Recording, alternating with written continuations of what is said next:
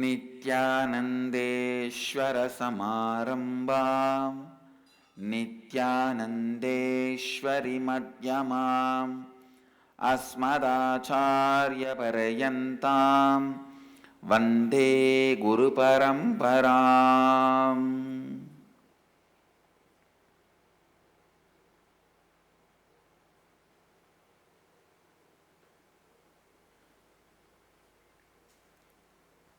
I welcome all the devotees, disciples, Samajis, Satsangis, Srimahans, Mahans, Tanidars, Kotaris, sitting with us all over the world through Nithyananda TV, Sadhana TV, and two-way video conferencing, having Nayana Diksha all over the world. Cities sitting with us all over the world, having Nayana Diksha.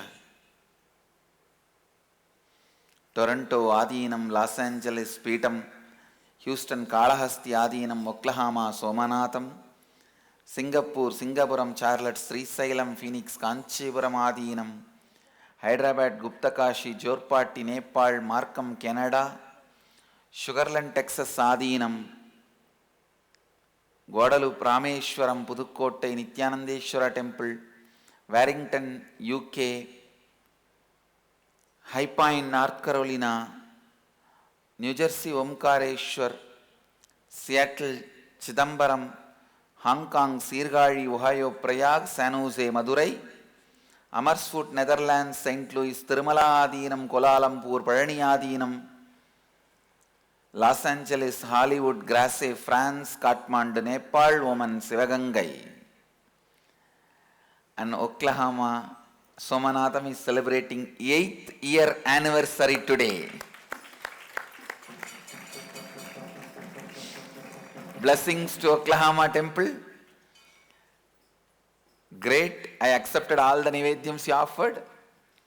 And blessings for bhajans and all the public programs. My blessings. As I always said, Oklahoma deities are the most happiest deities in our Sangha. And they are happy to receive all your worship. And I am also happy to receive all your devotion and worship. Temple will flourish in a full-fledged way and it will become like a real Somanath temple. My blessings. And make all your space into reality. Tatast.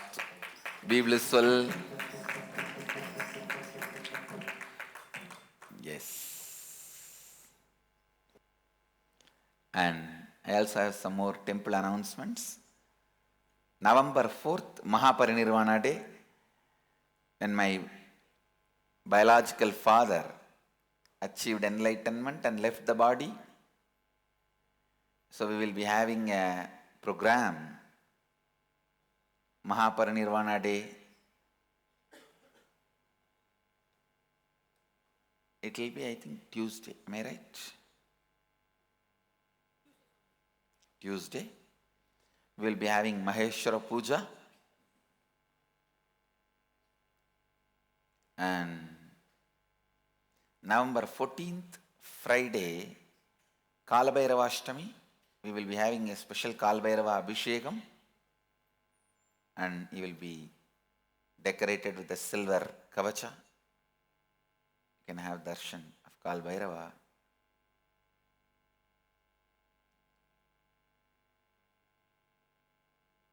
All right.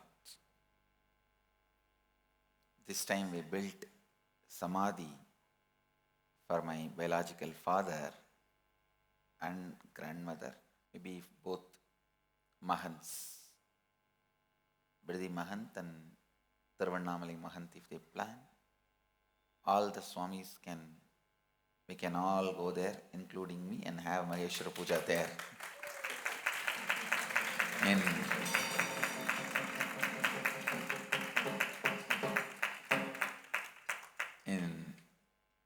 Samadhi Sthal itself, we can have Maheshwara Puja.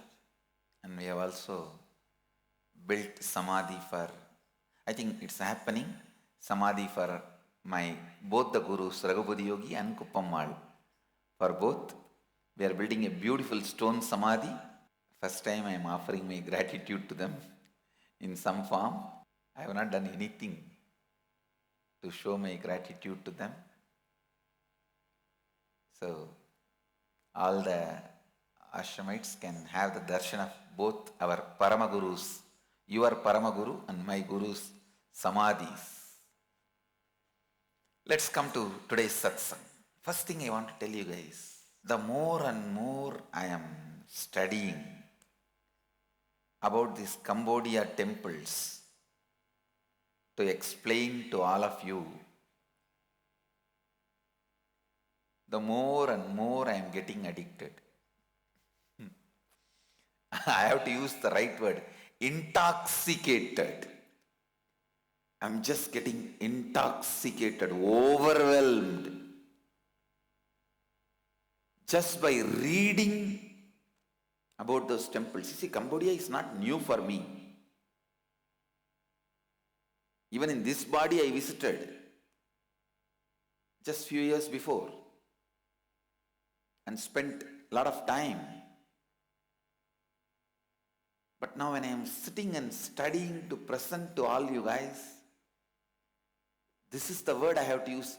It is intoxicating even to read and study. It's overwhelming. I am basically a temple guy. I don't need anything in my life other than one temple and one pillar for me to lean on it. That's all. I'll be sitting and leaning on the pillar in any one corner and just go on chanting Shiva, Shiva, Shiva, Shiva. Nothing much is required for me in my life.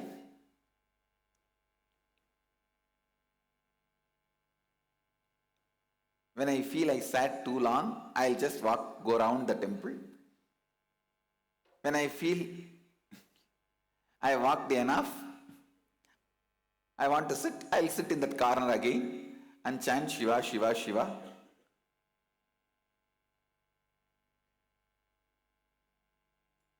I don't actually need anything other than just one corner of a temple.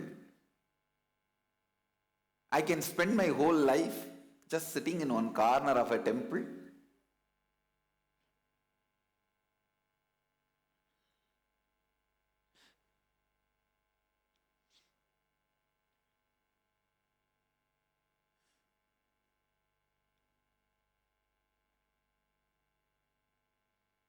Because I am a temple person. Even this Buddhist temple, that is the way I am building.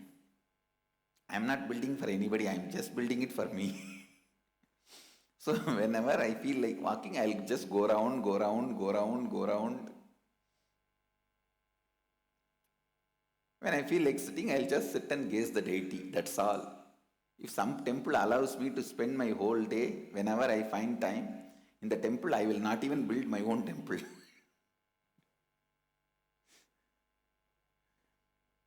Because nearby there is no other temple and no temple will allow, whenever I want to sit as I want, I am building my own temple, that's all. I am basically a temple person. Understand? Who lives in temple, loves temple. So it's almost like a feast for me. When I am reading about this Cambodia, I tell you guys, it is not just feast. For all you guys, it is going to be feast. It is not just feast for me. Because I mastered the science of anything I enjoy, how to make others also enjoy that.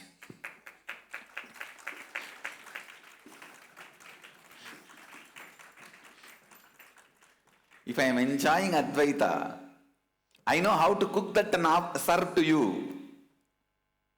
How to make you enjoy it.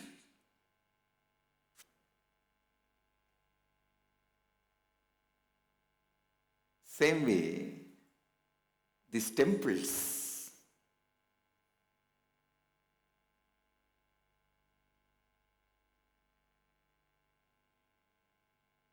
I wanted all of you to know just the knowledge of architecture construction is not enough to build a temple. It needs tremendous inspiration, excitement, enthusiasm. Please understand. Architectural knowledge and one person's greed is enough to build palaces. If that person is able to pay you or frighten you, you will build palaces, pyramids. That's the way pyramids are built. Pyramids are built by the people who are frightened. Palaces are built by people who are greedy.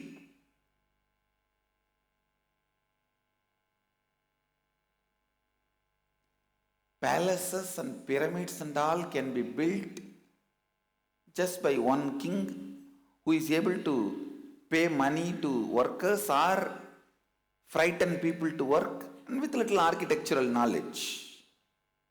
But temple can't be built like that, because in building temple, every person who is working needs to be convinced about the ideology, because the whole structure is involved with artistically expressed ideological conviction. Please understand.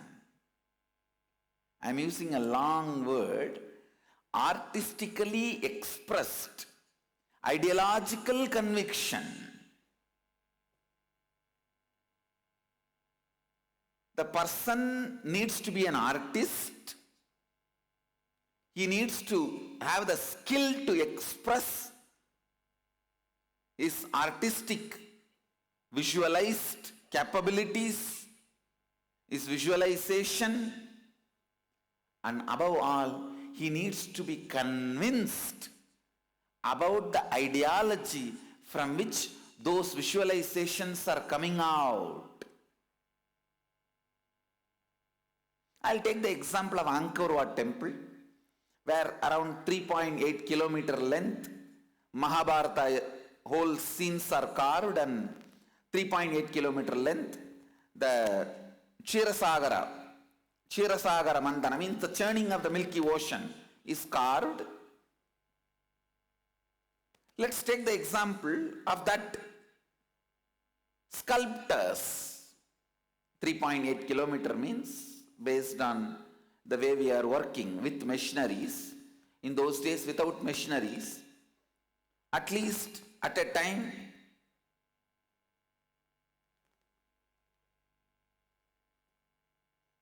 2,000 people should have been carving that one carving. Please understand, because the nose structure and lip structure,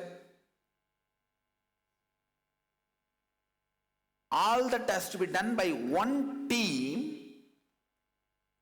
Otherwise, there will be major differences. The whole sculpture will not look like symmetrical, will not look very logical. You can't say in Ramayana time or Mahabharata time,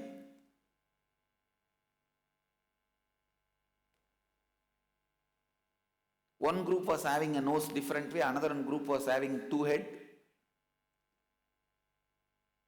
So a lot of things need to be aligned. Maybe 2,000 people have been carving, at least I am saying, that 3.8 kilometer. So all 2,000 people had to be artists. All 2,000 need to be artists. Means who can visualize and express what they visualized in their carving. And all 2,000 need to be educated about the story. Please understand, if all of them are not educated about the story, the carving will not come perfectly.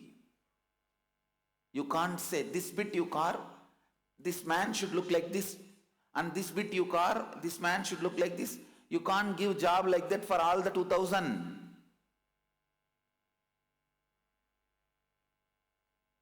You can see the 3.8 kilometer long, the Ksheerasagara, the churning of the Milky Ocean sculpture.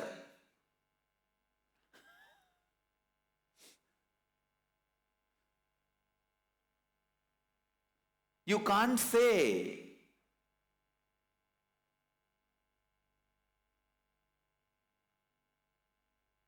all 2000 have to be educated about the story. And be very clear, artists are cranky fellows. No, artists are cranky fellows.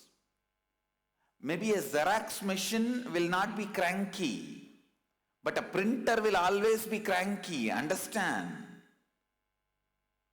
Artists are not Xerox machines, they are printers.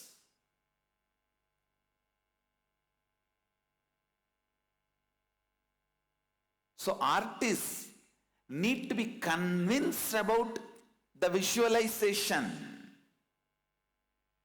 So Acharya or the leading Sthapati, whoever is responsible, the Devaraja, Devendra,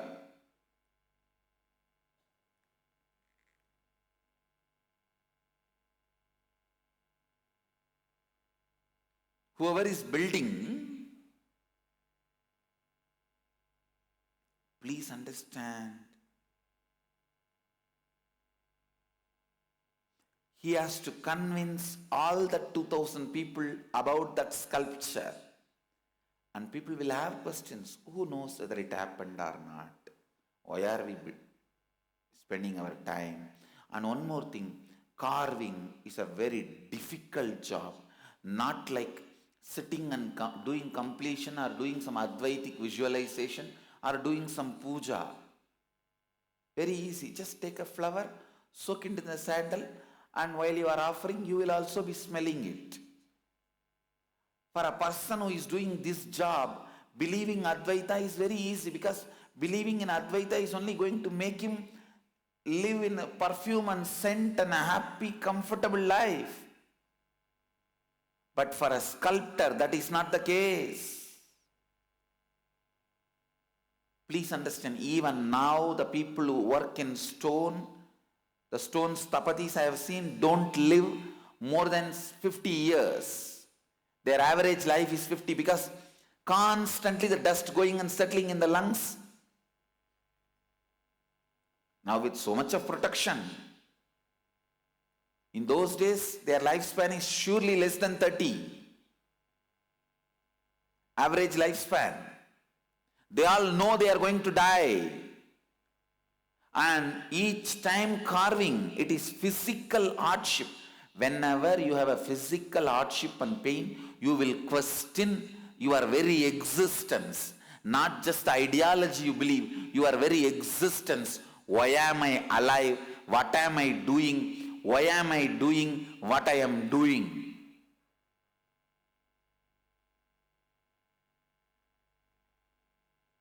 In our Sangha, even these pujaris who are offering flowers are thinking, why am I doing? What am I doing? Why am I living? What am I? I'm just talking about the one wall sculptor, what all can happen. So 2000 people need to be ideologically convinced about this visualization of churning the Milky Ocean. Is it an easy joke? Convincing 2000 people at a time? As I said, slaves cannot build these temples. It is not dead pyramid. It's a living temple. Slaves can't build it.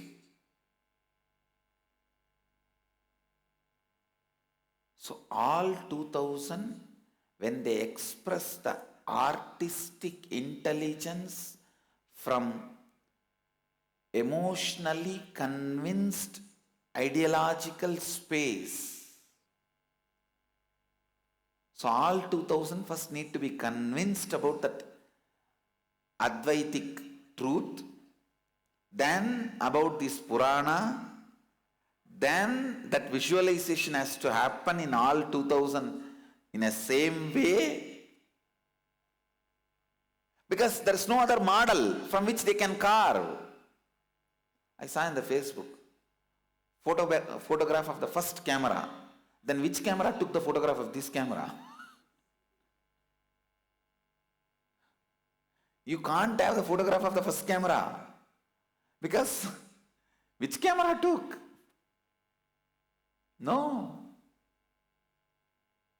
Same way, here there is no model.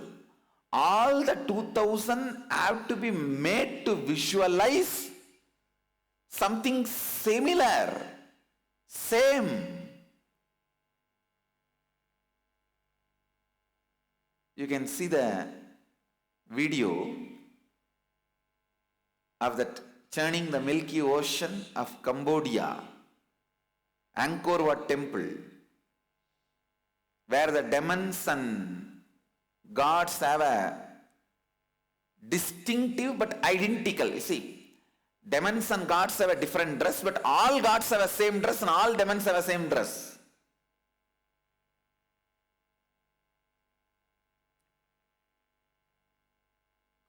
And the whole scene is described.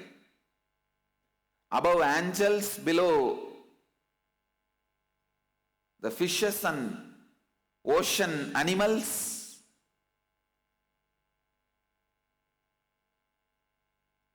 Including sharks and everything.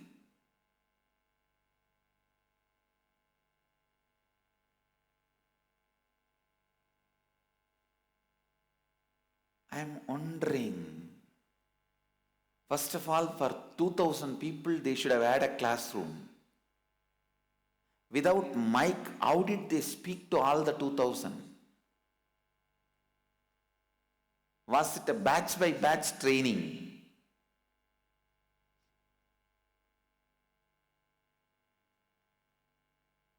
What was the mode of payment? How was the cooking happening? What was the entertainment? If they are tired and bored, if somebody falls sick, how were they given medical attention? If there was a misunderstandings or fight between them, because one side wall carving needs 2000, means totally they should have been at least 25,000 people working. If there was a fight and problems, what was the legal system through which it was solved? What was happening? Oh God! And some of the researchers who are in this field are saying at least 50,000 people were working at a time on this temple.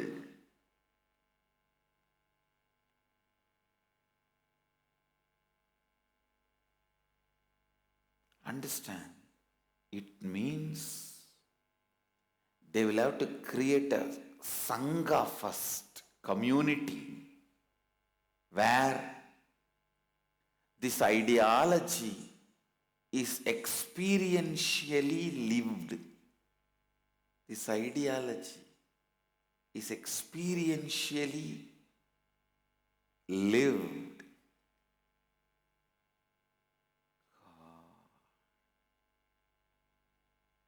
Just trying to visualize how the whole community would have been. It is just a feast. Largest religious structures ever built. This temple building was going on like a spree. That is the right word I use. I think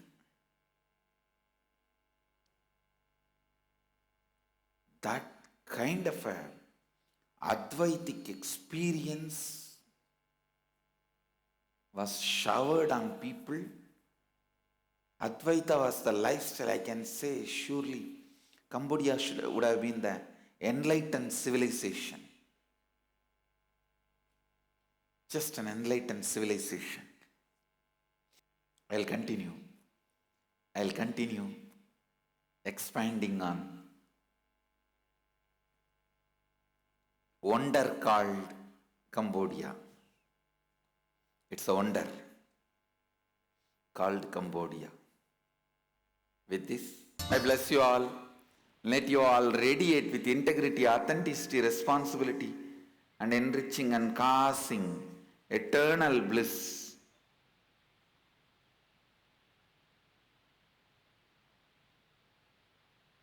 Continuously contemplate on temple. Then you will catch the truths I am sharing. Let's see some more things about the temples tomorrow. I bless you all. Let's all radiate with integrity, authenticity, responsibility, enriching and causing eternal bliss. Nithyananda. Thank you. Be blissful.